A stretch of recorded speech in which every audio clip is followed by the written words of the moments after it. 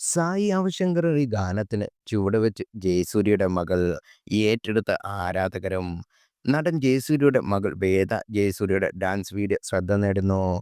സായി ആവശ്യങ്കർ ഈണമിട്ട് പാടിയ ജാലക്കാരി എന്ന ഗാനത്തിനാണ് വേദ ചുവടുവെക്കുന്നത്.